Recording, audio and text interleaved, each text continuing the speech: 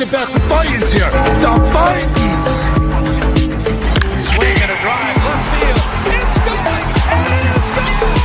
It is Bedlam at the bank. The Philadelphia Phillies are 2008 World Champions of Baseball.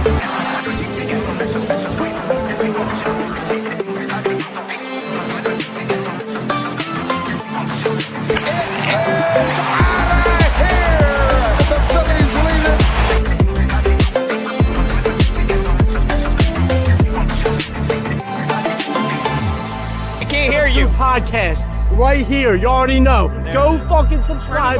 You are now listening to the 302 Birds Phillies postgame show with KJ McCoy, Ballpark Tommy, Dalt, and Freddy. Proudly powered by TickPick. Check out the link in the bio for $10 off your first order today. Let's take it to the show. Well, that is not what you want to see. The Phillies get shut out by Jacob MISIOROWSKI and the Milwaukee Brewers 6-0. And I mean, to be expected, I guess, because Jacob MISIOROWSKI is one of the best pitchers in baseball. But man, that was not even close. It was not the best effort by any of our, batters, but at the same time, it again is Jacob MISIOROWSKI. But with me tonight, Freddy, I got Jonah. I want to start off with Freddy. We're gonna start off quickly with his Freddy's Corner and send him off because he's dealing with some allergies. So let's hit that intro. Let's hit the Freddy's Corner. Yo, Freddy, give him the business. Only in South Philly. Only at Freddy's Corner. It's Freddy's Corner. What's up, guys? Sorry, Friday here. No, it's been a while since I've been on the post game. It's been maybe like 10 days. Won the goal with the Bronze, with the Titans, and now a week after Penn State. I'm dealing with little allergies. The Phillies. What can I say? The highlight of the tonight was the technical difficulties. Because the Phillies belonged on the Comedy Channel tonight. I mean, there's no two ways about it. I mean, Jonah, Jacob MISIOROWSKI, I hate to say this. I'm fearing for Philly's life against him. Because this man looks like, and I said this, I think I said this to Khan. I think I texted him this a few minutes ago. I said to him that he could be in the prime of his career the next 5 to 8 years. I know he's young. He's a very young pitcher, Jacob MISIOROWSKI, but he's in the prime of his career, and I'm scared. I'm absolutely scared. And I think the Milwaukee Brewers, absolutely scare me. They're up there with the Dodgers, the teams that I'm scared of now, and I'm scared of them more than San Diego. Just for that reason, because they have a healthy team. Christian Yelich is still on the team. They got Jackson Chirios, who's coming off an injury. They're getting guys back healthy. They're getting fully healthy now. And I think Milwaukee, and think about it, last year, Milwaukee made it to the NLCS. They got swept by the Dodgers. But even in that case, they have a shot. They still have a shot this year. And if they can get things right, Milwaukee with MISIOROWSKI being the top pitcher. I know this is the Phillies post game, but there's nothing good about to talk about with the Phillies. But I'll get to the Phillies in a second. The Brewers can be up there and contend to win, try to at least make the World Series this year. On the other hand, you got the Philadelphia Phillies. You got guys just chasing at every single thing, getting fooled by everything. I mean, you strike out 15 times. 15 times you get shut out off an off day. It's absolutely pathetic. Absolutely pathetic. And I know you're sitting in the wild card right now, but I'm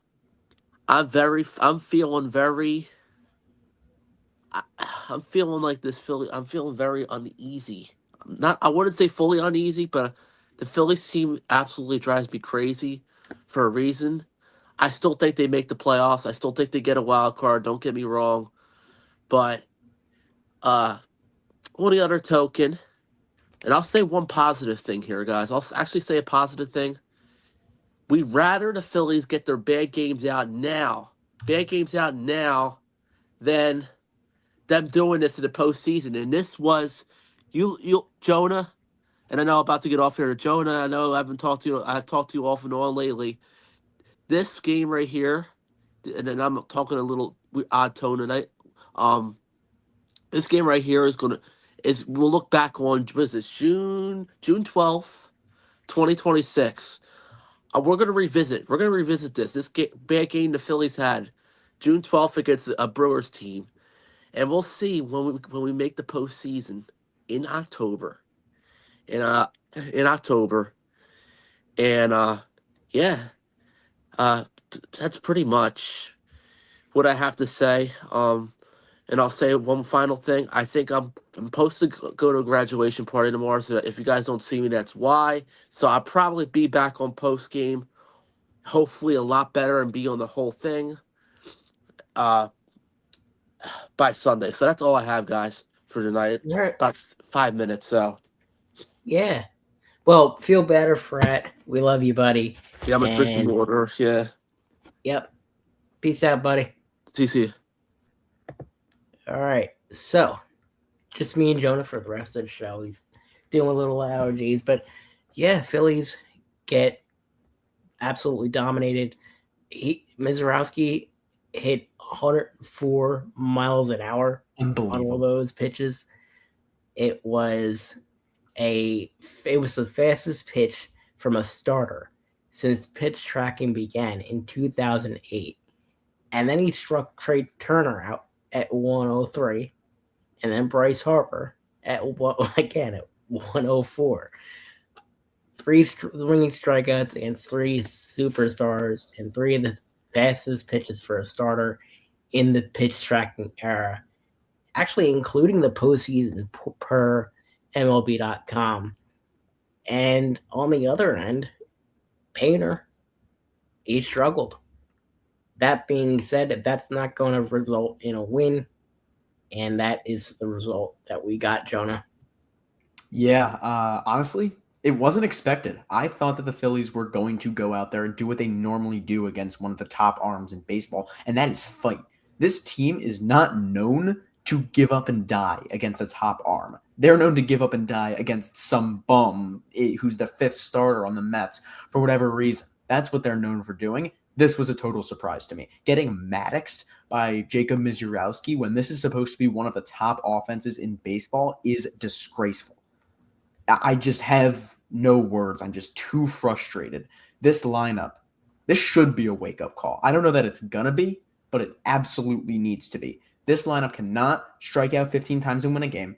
They cannot get only 1 hit and win a game. And that 1 hit should not come from Kyle Schwarber when he had to carry the team on his back for the rest of the season.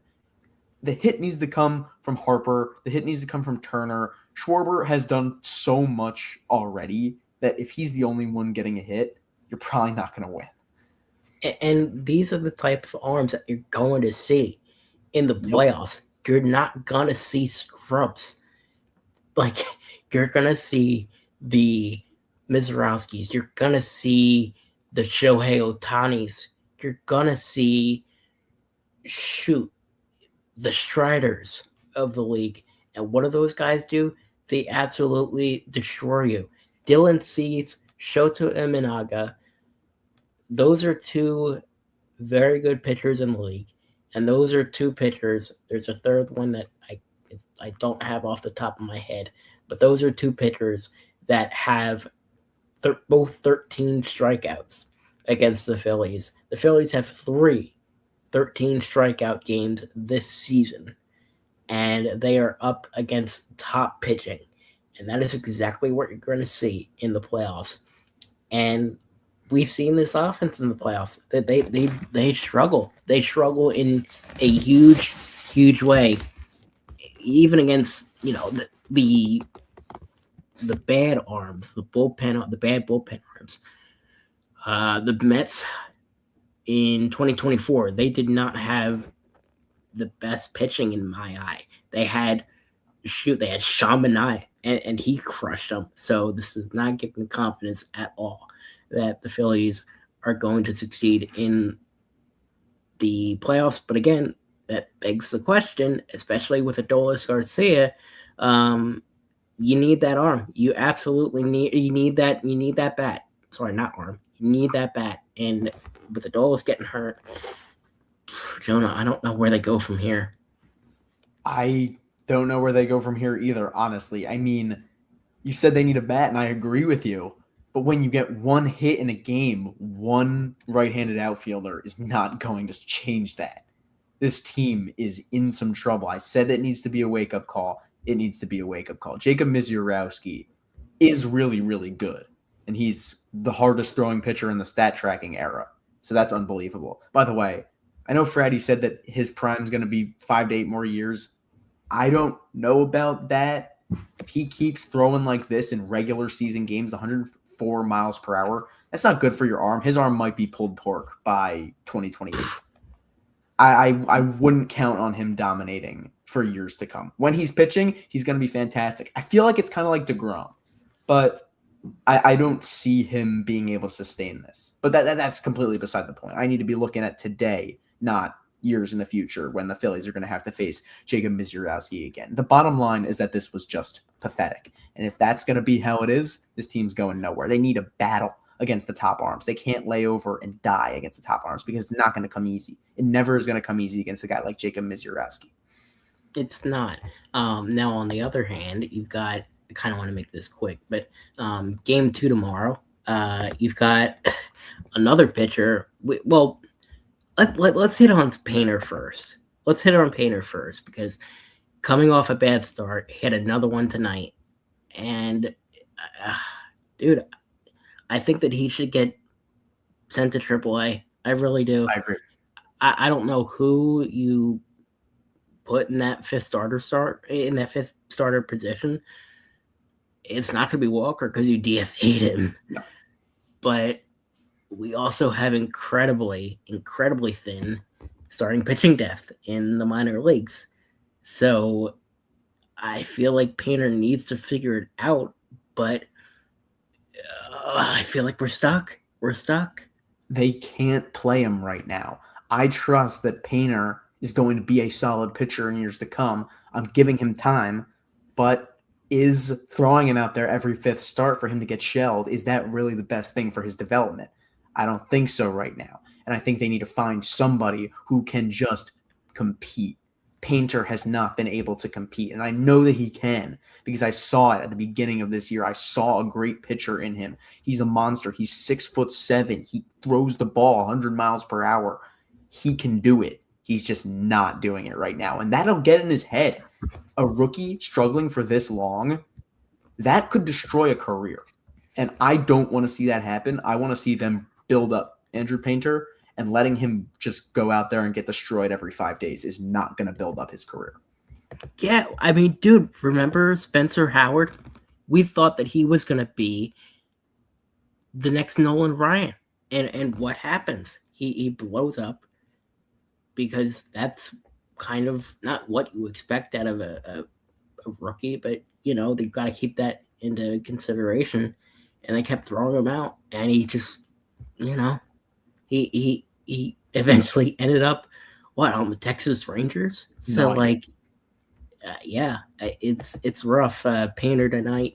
Let me pull up his stat sheet real fast, but it was not. I mean, and again, the Brewers are not like I genuinely expected a better result.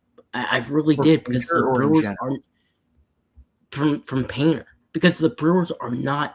They are pitching first. I gotta disagree with you, man. This Brewers hitting lineup has been mashing. Look at Jake Bauers. He's might be an all-star this year. Look at William Contreras. He's doing his thing. He's batting near 300. Yelich is going to be Yelich. Like, this team is good.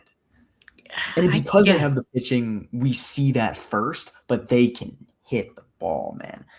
Yeah. No, Yelich is awesome. But then I look at Sal Frelick. Sal Frelick, bro. Like, Yeah, you but know, we're throwing out Justin Crawford every day. that's I mean, we can be true. the Phillies can be a top-heavy lineup, but we have to notice the other teams that don't have all-stars 1 through 9. Every team is not going to have all-stars 1 through 9. The Dodgers might.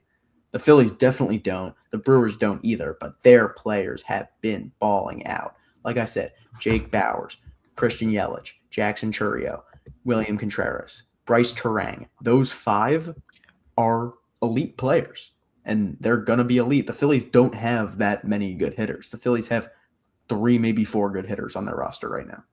Yeah, I'd argue 2. I'd argue Schwarber, and I'd argue Harper. I would argue Marsh. Marsh, yeah. Marsh is there, but at the same time, can you really he doesn't show up? He doesn't show up in the playoffs. Yeah, that's the issue. You might be right. Yeah, that's the only issue. But yeah, tonight, Painter, he went 5 innings, just to hit that stat line real quick. 5 innings, 5 hits, 5 earned runs, 3 walks, 3 strikeouts, and a home run. He's got a 6.43 ERA after this start. But going into this next one, it's Nola versus a guy that I've never heard of, but has, just like a bunch of these Brewers pitchers, has a ridiculous ERA. What's his name? Not Duran, but Drohan. I want to pronounce it Duran. Shane Duran. Shane Duran. He's got a 3-1 record with a 3.11 ERA in 13 games, with a save, a WHIP of 1.112. Is he an opener? And his last start was against Colorado. He went 6 1/3. 5 Guess he's not an opener. Runs. Yeah, no, that is very confusing. Well, then that's confusing. Against St. Louis on the 27th of May, he went 2 innings, a run, and a strikeout. Well, I don't really know what to expect until we go out and watch that game, and I hope Nola can outperform him, because I think that'd be a bad look if Nola gets outperformed by a guy we've never heard of. But do we think that Nola will? Because Nola, I thought that he was on the right track. I really was after these last couple of starts. But against the White Sox, he went 4 innings, 6 hits, and 5 earned runs. After what, 2 good ones. Yeah, 2 good ones. So Noah is so back and forth that I don't know what to expect. I think Aaron Nola is one of the best Phillies pitchers we've ever seen, and I think I feel a lot more comfortable throwing him out there than I do Painter. And I'm going to count on my guy, Aaron Nola, to battle. And I think battling is something that we didn't see a lot of today from – I'm not even going to fault Painter for that because he's just in a rut. But the Phillies offense, and I think Nola has the ability to go out there and compete. Yep. Well, that's going to wrap it up for the Phillies post-game show. Want to thank Nick's Pizza for sponsoring the stream. Want to thank everybody for watching this late episode. Not sure on my end if I will get in for a Phillies post-game video. I also happen to have a graduation. Not sure if I get back in time, but if I do, I will be on here because I'm a sicko and I love the Phils either way. You know it, man. You know it. Yeah, but thank you. Actually, you know what? One more thing. Jonah didn't talk about this on the well, I dropped it in the comments on the main show when you were on. Fantastic job, by the way. Thank you, man. But I just want to give you your flowers. You did great, but I want to give you your flowers real fast for the photo day. Dude, you killed it. You absolutely killed it. Go check out Jonah Castle Broadcasting. He got Bryson Stott and Justin Crawford for an interview. We So I still have interviews to go through on man. But Yeah, guess who did the camera work on the other? That was one of the best days. That was one of the best days. It really was. But yeah, great stuff. I think Dalt said he was going to intersperse them throughout the season, so there's going to be more content coming. When you think you've seen the last of our interviews, you have not. Oh, you absolutely have not. But thank you all for watching this edition of the Phillies postgame show. And let's go, Phils. The Vikings. Swing and a drive, left field. It's gone! And it's gone! It is Bedlam at the bank! The Philadelphia Phillies are 2008 World Champions of Baseball.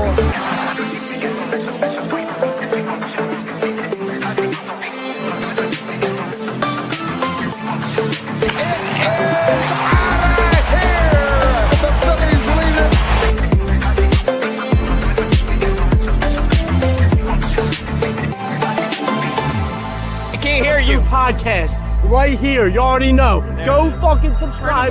You are now listening to the 302 Birds Phillies postgame show with KJ McCoy, Ballpark Tommy, Dalt, and Freddy. Proudly powered by TickPick. Check out the link in the bio for $10 off your first order today.